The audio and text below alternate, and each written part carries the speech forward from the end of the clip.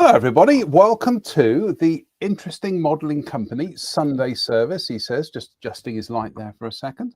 I am joined this evening from that there Americas by Mr. Christopher Joseph Buchholz. Hello, everybody. Hey, Chris. I'm good. It's been a pleasant weekend. I hope it was a pleasant weekend for all of you out there. Mm-hmm. Getting plenty of modeling. It's been a little bit wet, but I'm not complaining because it's good for the garden. Plus, I have an allotment that I help manage now, so I'll take all the rain we can get at the moment. It saves me lugging watering cans around. We've got quite a few news items to jump through today, but shall we start with project updates and your particular project at the moment, which is? Oh yes, this is a this is the AFV Club SDKFZ 232 Funkwagen, which is a interesting kit in that it's insanely complex. It's like this AFV Club is sort of the Zuke-Mura of armor, in that if you can do it with one piece, doing it with 8 pieces would be better. Yeah. However, they somehow left out a lot of the interior parts of this. So it's a Panzer Funkwagen, and yet it has no radio, which is kind of unfortunate. And the other part that's unfortunate is I can't find any kind of reference on where things were laid out. So when I do make my own radio, it's going to be hard to place it in the vehicle. The stuff in the front, there's a hand grenade rack and a couple of ammunition stowage bins I've made based on some photos I have. But just last night, I got to the fun part where I got to put all that schmutz in there using oil brushers and washes and stuff, make it look dirty like it's actually in the desert. And as you notice, the engine there, the incomplete engine, by the way, they don't give you the whole engine, is open. Oh, it's open to the fighting compartment. So it was loud, it was hot. Driving around the desert, these things were always opened up because it was engine heat. And so all of the hatches will be open on this eventually, but I got to figure out what to put inside. So a lot of fun. Yeah, there's the bottom. It's great that it keeps doubling back and forth between the inside of the hull and the chassis and the suspension. So you think you're done, and then you're not done. Mm-hmm. And I see one little thing I got to fix there on the second wheel from the second wheel from the second lower arm from the right on the bottom. So it's a joy. It really is. So I may put this away and work on something else this week. I've got some plans in mind. But do you know what?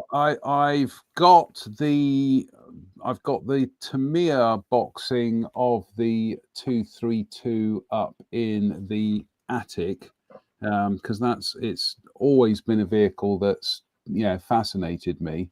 But the one that I really want to get, hold of, and I kick myself, was that when I had the opportunity to get one a few years ago, I didn't.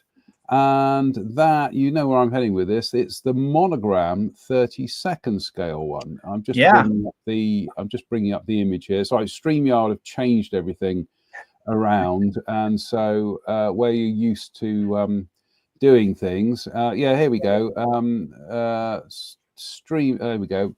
Monogram 32nd scale SDKFZ 232, and isn't that a brilliant way of presenting it on the box? It is the build of the model, and it looks fantastic. It looks realistic. It's a very evocative thing, and the reason I'm building this is because I didn't get to build this particular kit, 32nd scale kit, when I was a kid. In fact, I think this SDKFZ, thinking about it, the 232 is the first 1/35th scale model I've ever built, period, because I was building those Monogram kits, which are 1/32nd.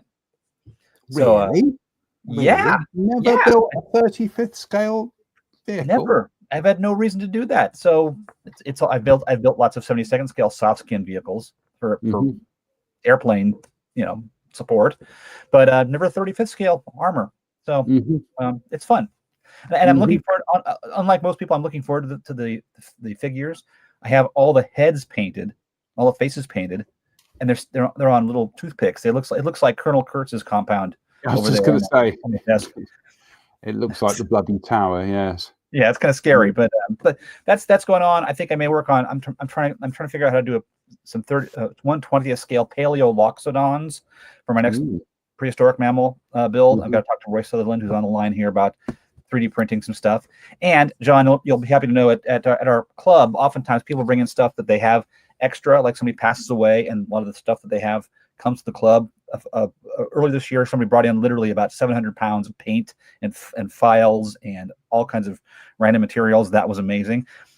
Last Friday, somebody brought in the magazines from Jim Lund, who was a model around here, who was really very well known. Built, I think when he passed away, he had 1,700 built models on display in his house.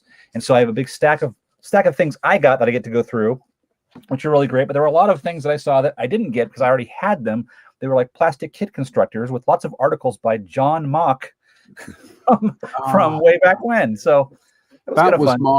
That was my break into modeling journalism, courtesy of a lovely gentleman called Ron Firth. Ron was just the nicest guy. He was I passed away about 10 years ago, and I miss him dearly. He was just he's a brilliant bloke. But he gave me my first break.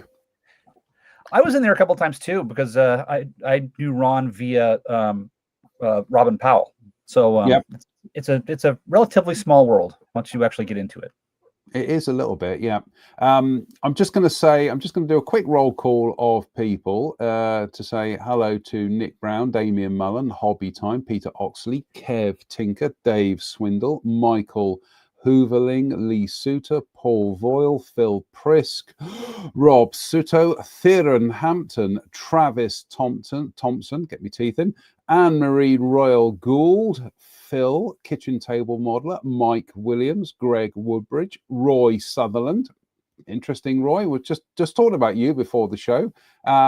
Nothing. We were talking. Matt from the office messaged me to say, was I watching the documentary Light and Magic on Disney? And I mentioned the fact that obviously you and Kim Smith at one stage worked for ILM, so worked on the Star Wars films together, I do believe. Keith, Shane Weir, he says, good day all. Agent Dave Fleming, Bruce Bell, Peter Chappell, Jim Altergott, Ian Goldstraw, Dougal McWoogle, Aaronville, Man Cave Productions, Crazy M. Viewer Shane in that there Australia, he asks, what happened to Drew? I don't know. No, Drew's decided he's got a social life, so he's enjoying himself tonight, and fair enough as well. Simon Lewis, Andy King, scrolls down, Tony Surridge, Dave Coward, Sarah Jane, scrolls down, James Tayton. So there we go. Right. And Jet Scale Models. Hello, Jet Scale Models. Right. The first news item tonight is this from ClearProp. Oh my goodness me, what a subject matter. Great subject matter. I think that they're really that the ClearProp is doing really amazing things, but this box art blows me away because it's not the standard wartime orange aircraft. It's actually a post-war, sometime 1947 or 48, which is really interesting. And there's a guy in it in this target. There's a guy flying this drone. Yeah, I will point out to people that the Culver PQ-14 was a United States Army Air Force target drone of the 1940s. There were around 2,043 were built. And according to ClearProp, what's inside? 6 finely molded sprues, including one clear, 3D printed part for added precision, decal sheet with 4 marking options, full color step-by-step instruction manual, smart reusable box designed to double as a workbench organizer. I like the sound of that. Nice. Markings include a PQ14B of Wright Field 1949 used in the experimental tip-toe wingtip project. One from the United States Air Force late 1940s, one from Air Force Flight Test Center, Muroc Air Force Base, and another one, United States Air Force, late 1940s. I'm sold, Chris. It's not a subject that hitherto really, has fired my imagination. Having seen the fact that ClearProp have invested in one, I'm in. I dearly want one. Yeah. Oh, I think it's a great subject. I always thought of this as like I have 72nd scale versions of this in my stash. Just thinking at some point if I need a quick break and a fairly easy to build, straightforward model, this would be it. Because it is. If it's a small, straightforward airplane, but there's so many variants to it. This box art that's the tip-toe experimental version. That was where they were planning on hitching a couple F-84s to the wings of a B-29 or B-50, so it had its own fighter escort. So which is great until you figure out how is that fighter going to get back to base? But because apparently hooking on and hooking off was almost impossible. But just these interesting little areas where this airplane was involved in research and development, and a mess of them were expended during World War II as targets in their designed role. But it's a cool little airplane, and lots of variations. Dig the antennas on this thing because it was a test aircraft, right? You've got that long aerial. You've got that really strange looking whip thing on there. You got the underwing test boom. It looks like. There's no shortage of detail on these things to add. And the 2 little weird intakes on the cowling, that looks like a ton of fun. A very straightforward fuselage and wing, and then all kinds of interesting stuff to add based on the mission. Yeah, emphasis there being on an interesting little aeroplane because it's tiny. It's almost like a kit plane. Well, it's a model kit of a kit plane, really, isn't it? I mean, these were chucked together very quickly. They were chucked together very cheaply because ultimately they were expendable. I'm absolutely sold on this. I'm almost tempted to say we should have a theme. We should have a build month, but I don't think you can really. But no, I'm in. I'm definitely going to be grabbing one of these. So the other nice thing is you have no option but to paint it in a bright color. Yep. And also rein in the weathering as well, because for somebody like me who likes to hide things with mud, I'm gonna have to brush up on my model making skills. Right, the next news item tonight is this from First to Fight in 72nd scale. Now they predominantly do kits involved with the Polish campaign. And this is the SDKFZ 247, of which there were only a handful built. I think there were about 10 or 12 were built of this this version. Unfortunately, all my notes, as always, disappeared off the MacBook as we were starting the show. So here we go. Yes, number built. So of the 6-wheel Aus A variant, there were 10. Actually, I got that the wrong way around. And of the 4-wheel Aus B version, there were 58 built. But yeah, it's again, I just think it looks like a fabulous subject, but it does look quite modern, doesn't it, Chris? Oh yeah, no, I was looking at this. It's a lot like it looks a lot like some of the mine resistant vehicles you got out there with the shape of the hull, and it just looks almost like that roof line looks almost like a armored Toyota product. You know, it's got that that nice fastback to it. It's an attractive vehicle. It's a shame they only made 68 of them. 58 apparently, 58? but fingers crossed. We did reach out to First to Fight, and they expressed an interest in sending us one of these. So we are looking forward to featuring this on the show at some stage. I have built some of their stuff, and it is exceptionally high quality. Yes, it is. They do tend to, I'm not going to say simplify. They tend to be a little bit ergonomic because they are primarily part of like a wargaming system, but they are quite finessed for wargaming kits. So I've always been very, very impressed by what I've seen from First to Fight. I've got some of the German vehicles that they've done. Some of the little Panzers that they've done, and they are beautiful. So yeah, big thumbs up to me. John, what scale is that particular? 72nd. 72nd. Same. Yeah. So the Pioneer tools molded to the fenders is not really a big deal. No, you can get around that. Yeah. No. Right. We also have. We're jumping between subject matters here tonight, but we also have from A&A Models. And they are doing turbo Dakotas. And they're doing, these are 72nd scale. So they're doing a couple of varieties. So they are doing the Conroy Tri Turbo 3, which is, as you can see, it's a cross between a Dakota and a Junkers 52.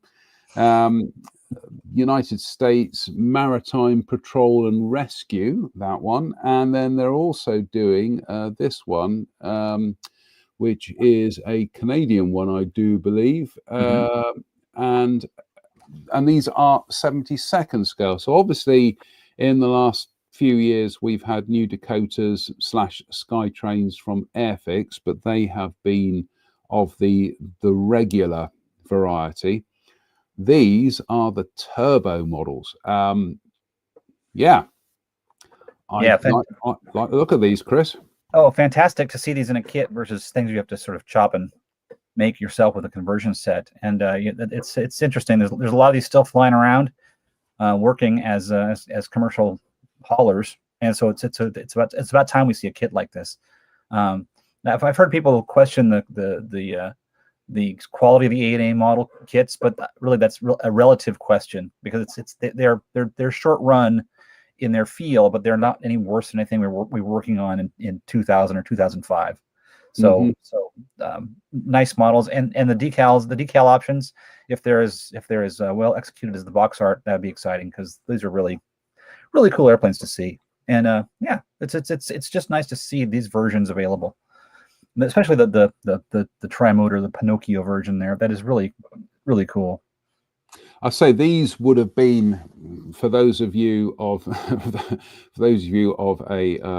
of longer memories, these would have been the kind of conversions that Alan Hall, the late great Alan W. Hall, used to do in Airfix magazine back in the 60s and the 70s.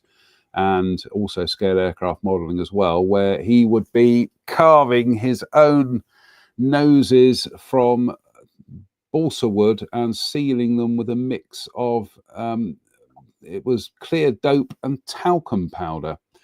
And this very much this is just the kind of thing Alan would have done. So it's nice to see that they're being done as kits. Like I say, the caveat is A&A, they are on the limited run kind of like end of things, but I've seen some very nice models made out of their stuff, so they are capable of being turned into, very, very nice models. So and again, I would be excited to see who they who's a DC3 they based these things on too, because I can't imagine that they decided to tool up an entire new DC3. I'm sure it's sort of like, we're going to get strong hints from somebody else's kit and then put the right engines on there. That'll be interesting. Yes, we'll wait until we see some some test shots. But yeah, again, Chris, we do kind of touch on this every now and then, but I think it's a marker for just how I don't want to say how buoyant the market is, but how adventurous things are these days. That we are 3 items into the show tonight, and they have been a 1940s/50s target, a target drone aircraft produced to a high quality by Clearprop. We've had the SDKFZ 247 from First to Fight. Now we've got, that's I'm not going to say it's a fairly obscure German armored car, but the most that were built of it were 58 versions. Now we've got turbo Dakotas. Oh my goodness me, what an era to be a modeler. Oh yeah, it's great because we're in a time when almost anything you can think to build, you have a shot at building. There's something out there for you, at least as a good starting place, and in a lot of cases like these things, it's kind of provided for you. So it's very cool. It's kind of hard to find things that there aren't models of yet. You gotta really work hard. Yep. Rob Suto says, I do like the polar one. I'm just having a look.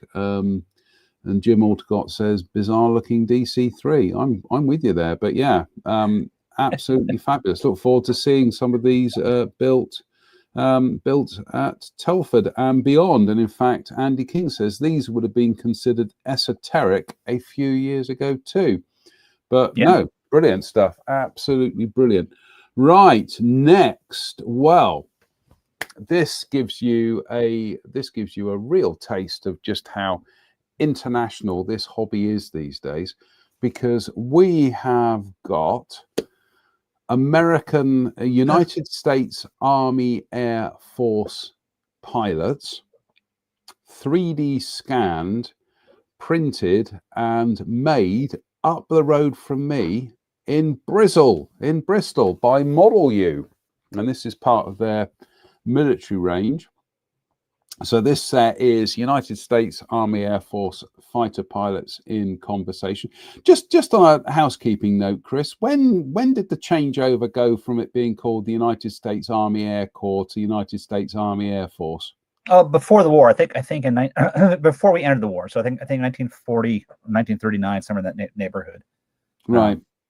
I think my grandfather joined the U.S. Army Air Corps, and almost immediately it changed over. So that was I didn't want to make people angry by referring to it by the wrong nomenclature. But they were changing it to Air Force, so they didn't have to radically alter the song. Nothing can stop the Army Air Force. Very nice. Fits right in there. So here are the color renders of the scans of the models, and here are your black and white versions, and here are the actual figures. I just love this is the thing I love about 3D printing, is how it's able to do all these undercuts and clear areas, and also just the scans just capture the normality and the relaxed manner of having people posing for them, rather than it being sculpted, where sometimes a certain amount of contrivance and stiffness gets into the sculpting, whereas these are just so ordinary, and I mean that in the best sense of the phrase.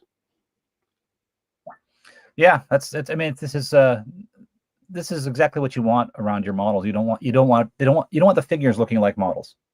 You've got the engineered geometric precision of the airplane, and then you got people who are not geometrically precise, right? They're kind of sloppy and organic, and they look like this. And I do think they did a good job of getting the flight gear correct. I think the trick with U.S. Army Air Force flight gear, especially, is that there was a lot of stuff borrowed from other people. So there's a little bit of a uniformity here. I mean, this is like insanely nitpicky stuff, but American flyers would borrow a lot of RAF gear. There was a kind of a real wide selection of things in terms of what they wore underneath their uniforms. It looks like these guys are wearing the flight coveralls, and which is great. I mean, I love these figures. But there's so much room for Modelow to go in Army Air Force figures, and maybe I'm speaking just as an American here, but there's a kind of a dearth of good American figures. There's a lot of really good German figures because those sell like crazy. There's a lot of good British figures because a lot of British companies took up the cause of doing figures. Not a lot of American companies have ever really bothered to do these, especially in smaller scales for aircraft. And so there's a huge opportunity. I would love to see a set of ground crew guys playing baseball around put that around in a scene, because I've seen that picture a million times. Or guys, working on aircraft or sweating out a mission. There's every base would have something called Sweater's Hill, where all the ground crew would go to wait for planes to come back. There's a billion opportunities here, and the fighter pilots, I like the guy's scarf. That's fairly accurate, although I think you'd probably tuck that in before you got in the plane. And the parachute, really nice. All that gear hanging off there is really great. I love this, and I love where it's going to go, because I've seen the RAF stuff Modelow's been doing, and the possibilities they present to people are so perfect, so great, that I can't wait to see what happens with these ones too. I'm partway through painting some of the female air crew, and some of the female ground crew rather. And I just want to get everything right. I just don't want to kind of fluff them up. And they're just absolutely beautiful. Model U stuff is just absolutely beautiful. And to some extent, even when you put down the base colors, your kind of like your base layer colors, they suddenly come to life. And it's I mean, proper figure painters will have a field day with them. We'll point out that these are being produced across a variety of scales. So the usual suspects: 72nd, 48th, 32nd, and I would imagine probably 24th as well. Those may be to order, but this is the beauty about 3D printing, is that you can, if you get some orders come through for half a dozen 24 scale ones, you can just bang out half a dozen and that's it. But Chris, I will email Model U tomorrow with your suggestion for the baseball, because I think great.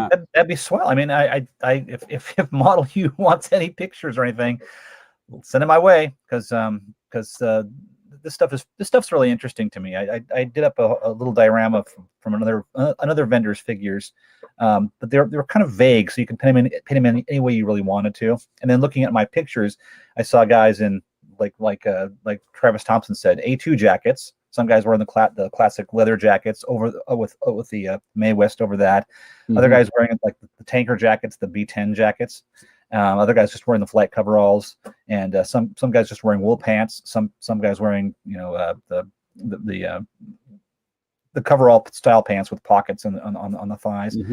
It's and then the headgear. You've got people wearing RAF helmets, RAF goggles, Army Air Force goggles, Army Air Force helmets, the previous generation helmets, and it's just it's all over the place. So there's a ton of possibilities for varied figures for these outfits. I think part of the challenge is finding reenactors who have the gear, because without that, you can't scan anybody, right? Yep. All right. I'm just going to go to the Model U website. Bear with.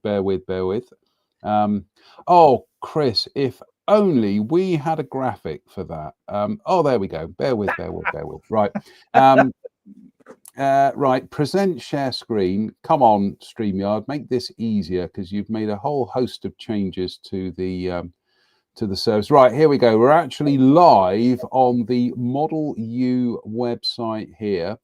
Here they are, United States Army Air Force fighter pilots. Scale, choose an option. There we go. So you can choose 24th, 32nd, 48th, 72nd, 76th, 87th, and 144th. So let's choose the 24th scale. Yeah, that's reasonable. I think that's a good price for that.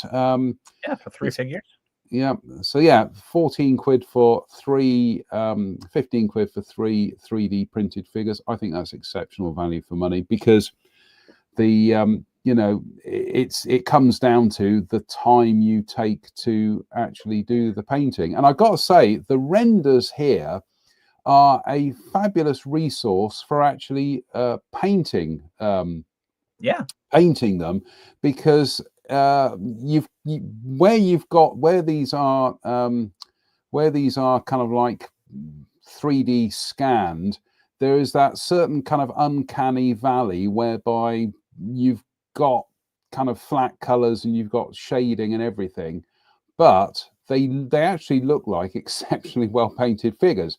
And I would almost use that image as a guide to doing my highlights and my shadows. Yeah, it really is a great resource. They basically they assemble all the research material for you when they do the scan, right? It's right there. Here we go. Let's just go to Model U military and see what else we've got here. So they've only one American product at the moment. They've got some Luftwaffe ones. Oh, come on, page. There we go. So, anything with the dog. See, anything with the dog is good for me. Yeah. Luftwaffe pilots toasting. Yep. Let's just there we go. Luftwaffe pilots with dog. Yep, that's pretty. A good dog is hard to find, and that's especially in small scales. So, I also think getting a German Shepherd to stand still whilst you put it in a 3D scanner is quite the feat of.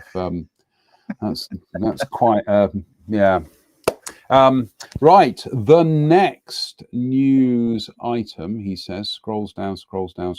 Right, here we go. So we've talked about pilots. Let's talk about the hardware. ICM, they are doing a 48th scale Dornier 217M1. What a fabulous choice of subject. Yeah.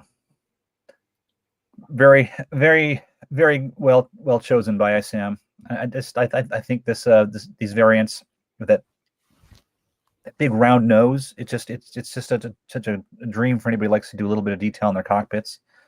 And the shape of these Dorniers is it's almost archaic at this point in the war.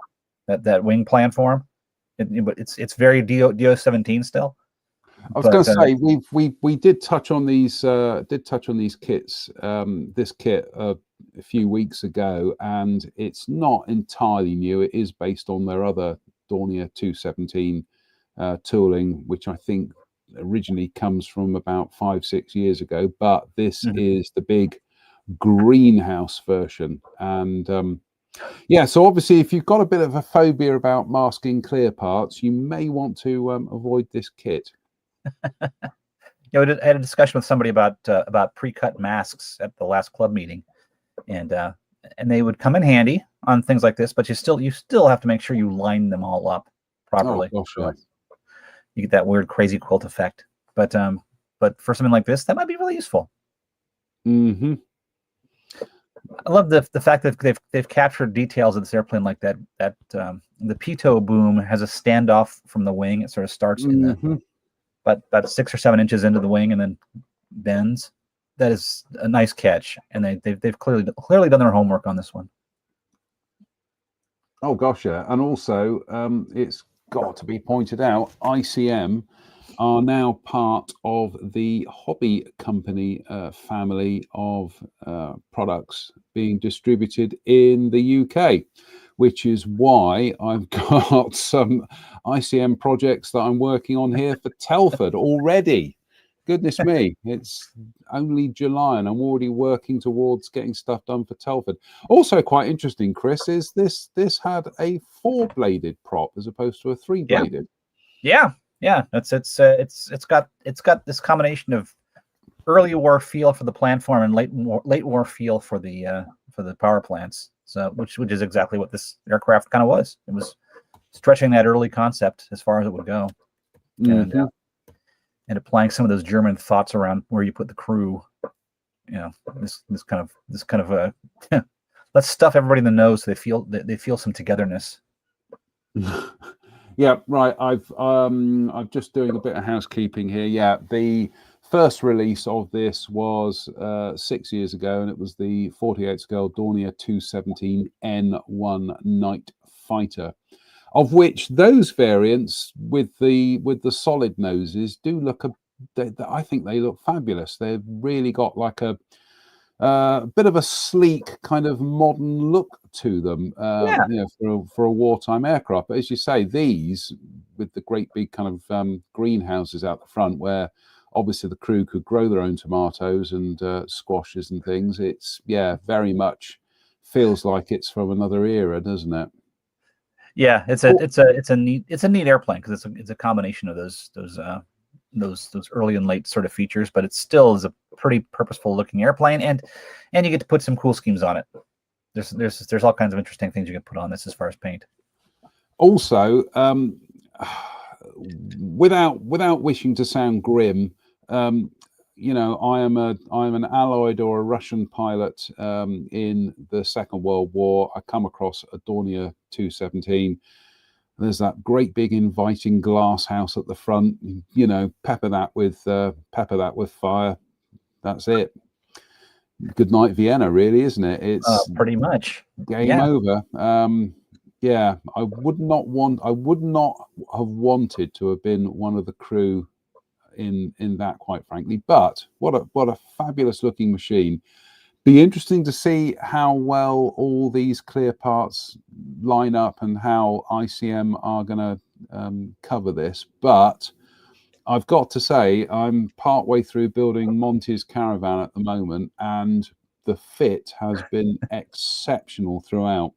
So, yeah. I like Jim Altergott's comment that the flying pencil morphed into a big thick marker. That's kind of on target. Yeah, that's right. It went from the flying Sharpie to the flying marker pen. Mike Williams says, if it's like a lot of ICM kits I built, the wings can be fitted almost last minute into solid spars, which makes painting easier. That would make sense. And Rob Soto says the good thing is ICM supply masking templates in the instructions. And Jim reminds me, thank you, Jim, Telford is less than 4 months away. Well, on that note, the Avon IPMS show is less than a fortnight away. So so obviously if you're watching Drew, and he's not watching, he's going to be off gigging tonight, ligging or gigging.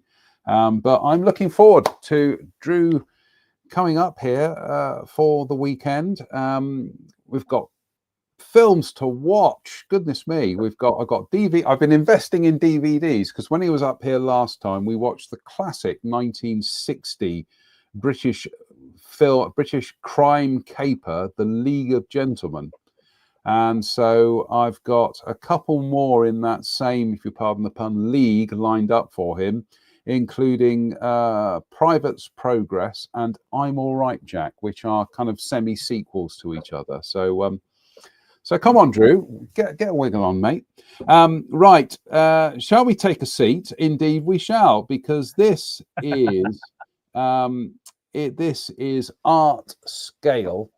and they have done in 1/48th scale ejection seats. These are SJU 17s for the FA18E Super Hornet, and they do them in a variety of without seat belts or with seat belts. Oh.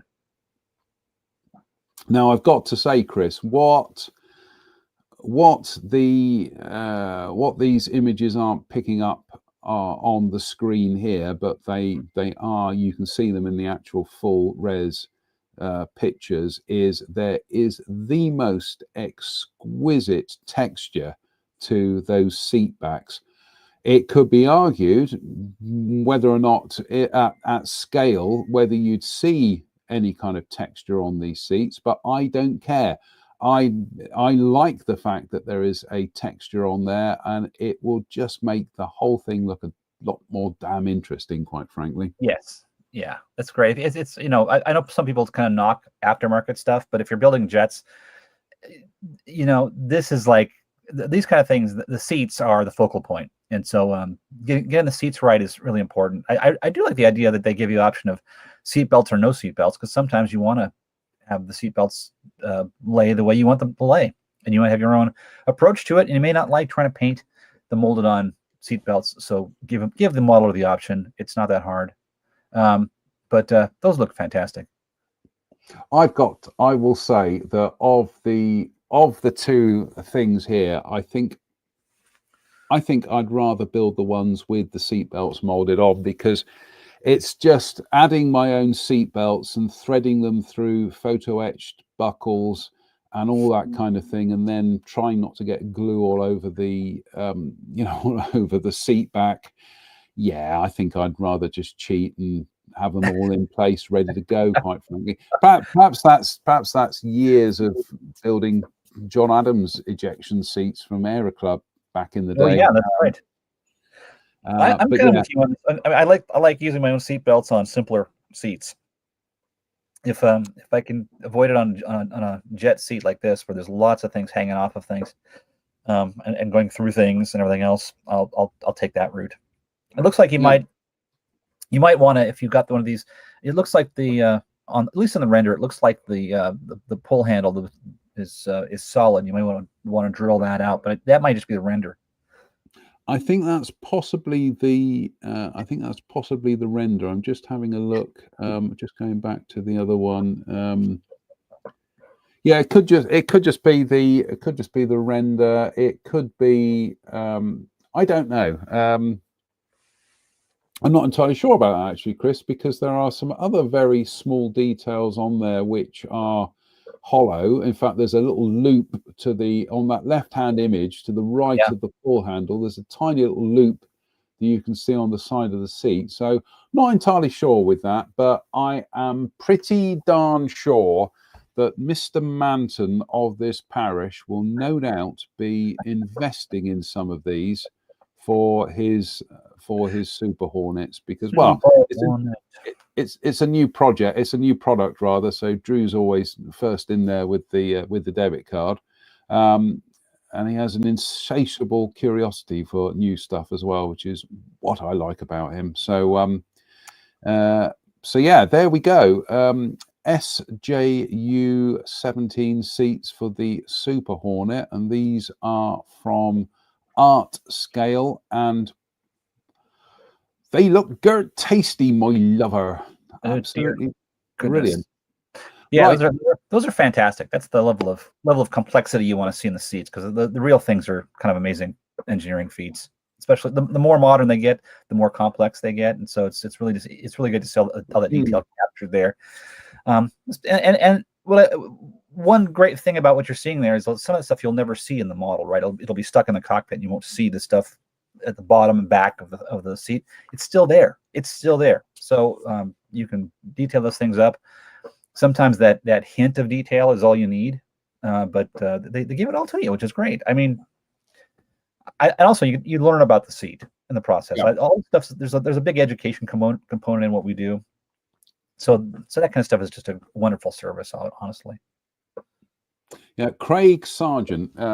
Craig's decided he's going to do what the weather's doing here, rain on our parade. He says texture on those is artistic, but never let that get in the way of a good render. I will take that artistic texture, Craig, because I just think it. I know we had this issue going back, goodness me, back to the prehistory of plastic kits, where especially with biplanes, people like Aurora and Lindbergh would do a fabric texture on the the wings and the fuselage, and it ended up looking like sackcloth.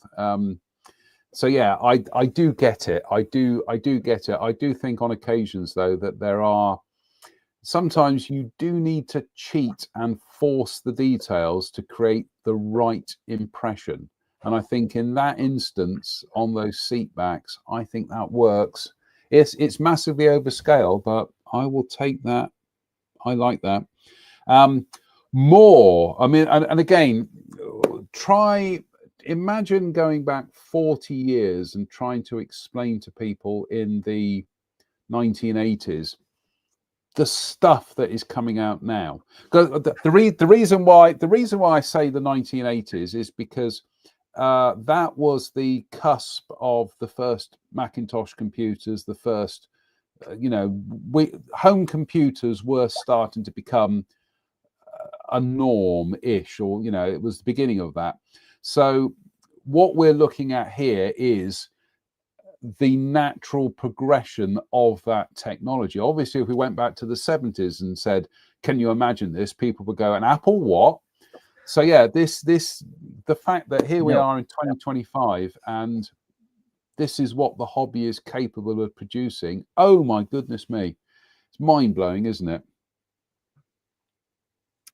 It's beyond it's beyond it. Well, I think for some people like me, I was doing masters for my company and stuff. It's amazing to me that 10 or 15 years ago I was doing all this stuff physically, trying to replicate things that now you can just sort of draw on a computer, make them perfectly accurate, perfectly straight if you need them to be, perfectly cylindrical if you need them to be. All these shapes that you struggled to get physically on a master and in the right scale.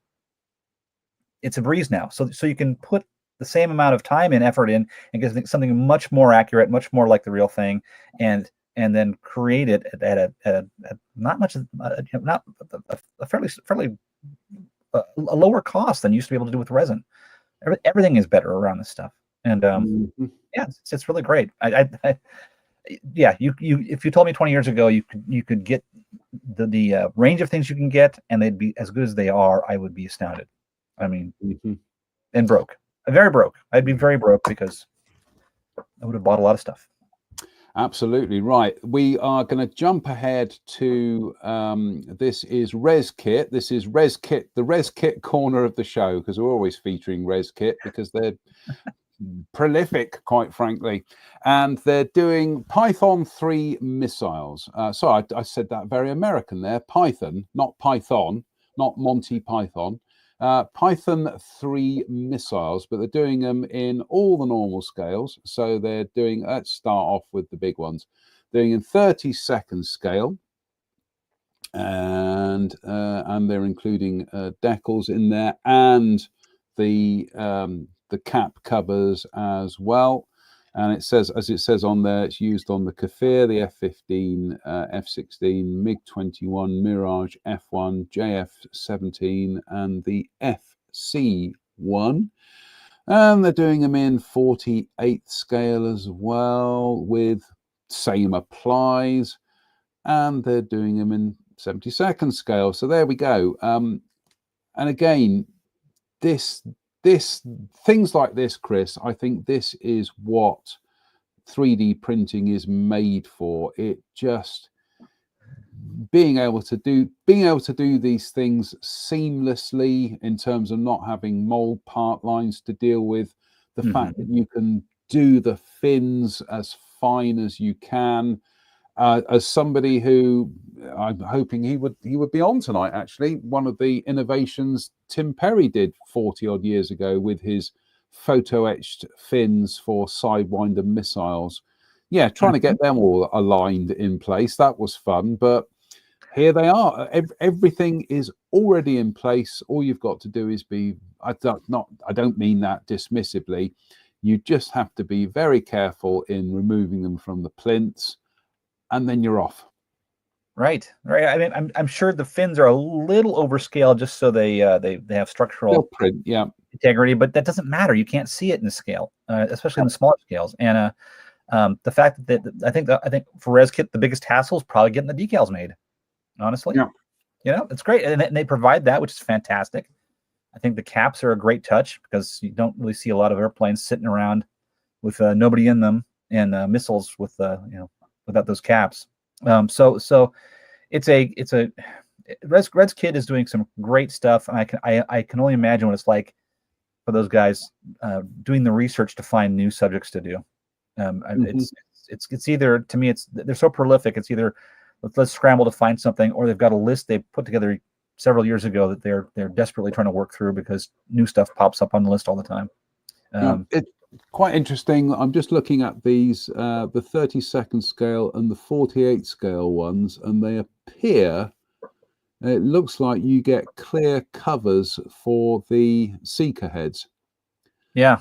Whereas the 72nd scale ones are, well, yeah, solid. That's fine. You'd expect that in 72nd scale. But yeah, it looks like they 3D print the seeker heads, the glass portion of that. It looks like they provide that as well. So just having a quick look at the blurb. So no, they didn't give you any description for it. But yeah, these are, I mean, Reskit pretty much on, absolutely, they are the cutting edge of this kind of stuff.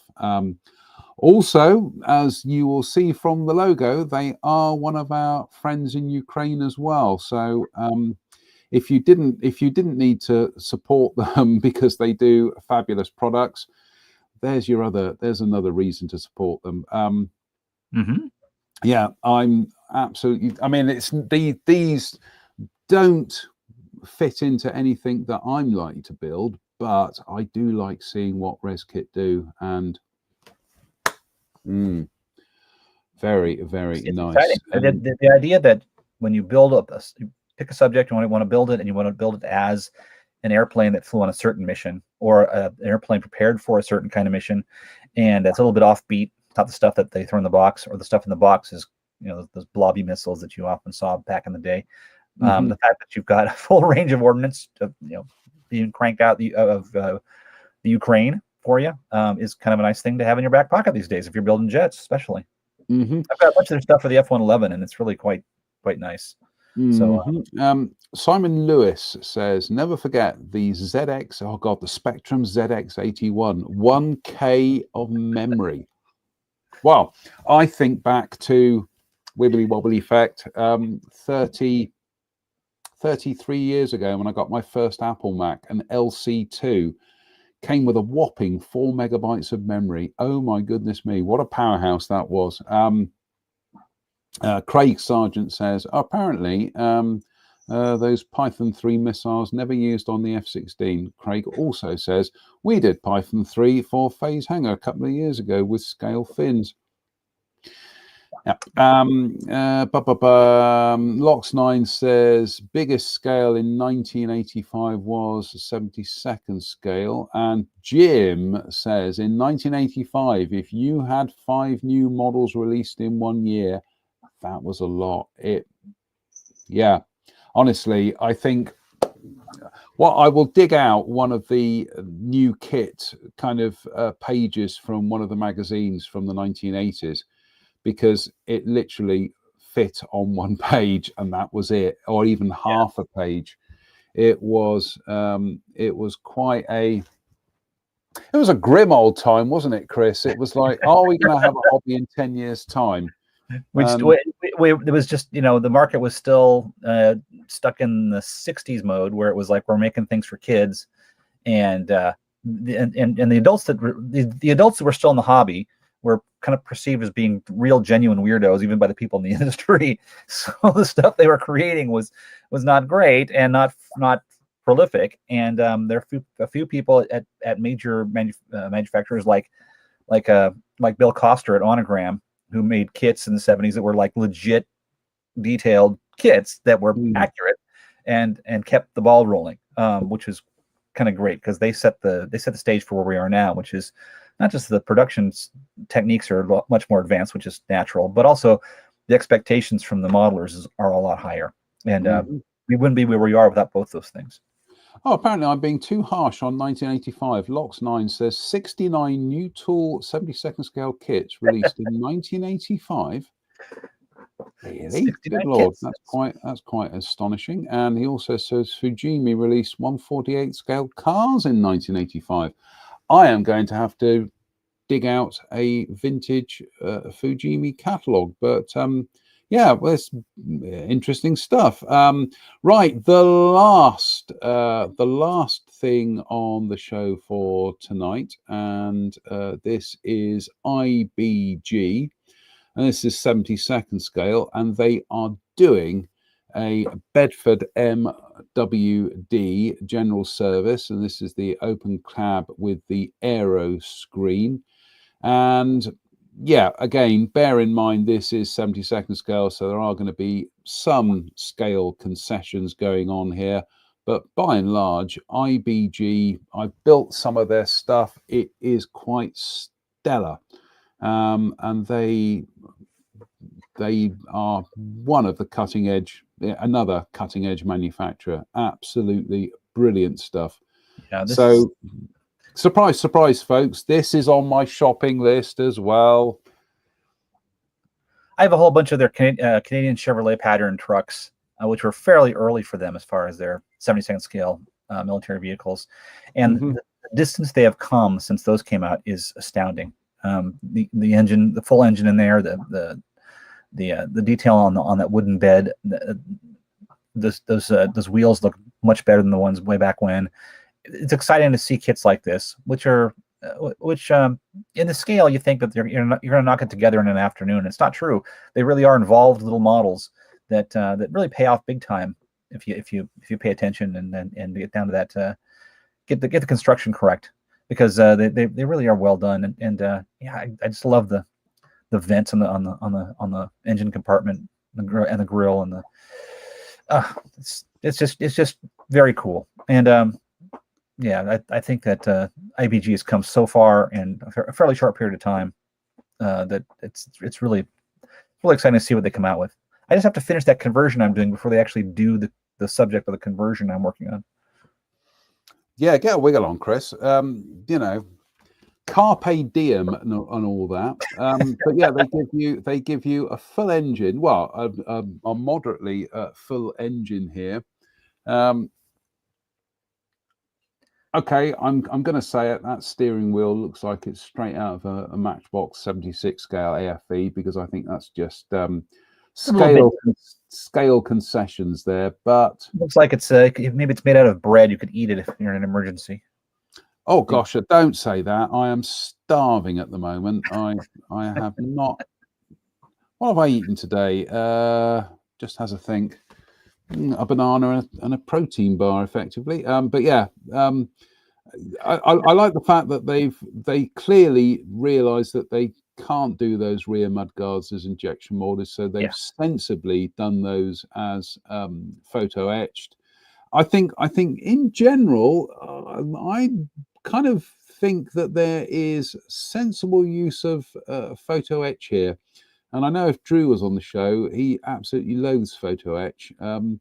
So yeah, I think it's being used where it needs to be used. So yeah, I should put together a little list of there's like 4 or 5 different photo etch sheets out there for various things that are almost invaluable for anybody building anything in 72nd scale as far as trucks and things are concerned, because you can steal a steering wheel that's appropriate for a C60 pattern Chevrolet truck or Chevrolet pattern truck, and put it on that. It would be fine. There's tie downs for the side of the bed. That'd be fine. There's interchangeable parts you can find in photo etch that work to detail these things to make them look really good. It's just you need to know where they are and not have to hunt for them. It's a neat little. it's a neat little area because it is the same thing sort of over. It's like building a ship from the same country. The same anti-aircraft guns, same same things here and there. If you can figure out where to source those from that are really good, you can replicate it over and over again. But yeah, thank God IBG provides the platform for you to put those things on. Because Glenn Broman says, I love IBG kits. Sometimes a bit fiddly, but very nice. That sometimes a bit fiddly. That's definitely a mini art vibe for me. That is, I love mini art, but they can be demanding, I think is the best way of putting it. And Simon Lewis says, do you think models coming out today will still be produced many years to come, like a lot of Tamiya kits whose molds go back many years? Long story short, Simon, yeah, I think they will. Yeah, it'll be interesting to see how they come out in the future with like 3D printed extra parts for them to make them state of the art, right? Yeah. Right, Chris, we've reached the end of the show. Any other business? That was quick and fun. That was an hour and 4 minutes, for goodness sake. Yeah. The new business, any new business? Any other business? Any other business? Let me tell you, I had a fun week this week. I got an email from way back in, I think in April, the USS Hornet Museum, which is here in Alameda, which is fantastic. The Hornet is like basically the most World War II still museum carrier we have. They got the F-18 Hornet that Nick Mongio used to shoot down a MiG on the first night of Operation Desert Storm. And so I went to see that. It's the actual airplane on the deck. I built a model of that airplane in 1993, so that's kind of fun. And so I had him sign a base for it. And he said he knew Mark Fox, who was the other pilot on that flight that shot down a MiG-21. He said, "Hey, I'll have Mark send you a picture." And so he and I emailed back and forth a little bit, and then out of the blue, Mark Fox sends me a photograph autographed for my wow, for my wall of fame back here, and yeah, it's really cool. So and Nick says, I'll see you when they finish painting the airplane up on the Hornet in my colors next year or the year after that. So it's if you feel like getting involved with history, you can, and modeling is a great way to do it. And so I may be building a couple Hornets again, because the Hornet I built in 1993, I must admit, is perhaps not as good as it could have been. So only 32 years ago. I finally, I know some of you will be thinking, goodness me, this has been rumbling on for so long. We finally got some paint on Monty's Caravan. Hurrah! And this was a combination of I started out with AK Real Color SCC 15 Olive Drab, but unfortunately ended up emptying the entire bottle on the I mean emptying in the best sense of the phrase, because of building it up and whatever. So it turns out I rather presciently bought some Mr. Paint SCC British Olive Drab, and I've got to say this was my first experience of spraying. Well, I know I used Mr. Paint on the AMX beginning of the year, but this stuff is just an absolute dream to work with. You can use it out of the bottle, don't need to thin it, and it is just fabulous. So we put the rest of the colors on this. I haven't done any shading or anything on this at the moment because I just wanted to get base colors down. If we lift the lid, oh look, it's all going on in there. So very carefully masked off the window areas and avoided the decals. There's the basin and there's the toilet in the background. So we have finally got some paint on this. I am mindful of the fact that because Field Marshal Montgomery was a right old VIP, because he was the top man, is that his vehicle most probably didn't end up looking all grotty and everything. So I'm sure there will be some weathering on this, but it will be some dust on the undersides. This isn't what the model's about, Chris. This is me. I'm building it for a display, and unfortunately, show off modeler here wants to throw technique at it. So I am just going to be a little bit of light dusting on the undersides and just some mud splashes, but that's as far as we are taking it. The other thing I'll just quickly bore you with tonight is you may have seen that I put up a thing about how can I make better use of my shelf space here. I went on to Temu and found some clear plastic tubs that I can stack. And so I drew the dimensions out here to see how many Gunzi bottles can I get in there. Essentially, I can get 10 in there, and with a good depth there as well. So in theory, because my shelf space here, I'm just wasting a lot of vertical space. So I will be able to use these clear tubs.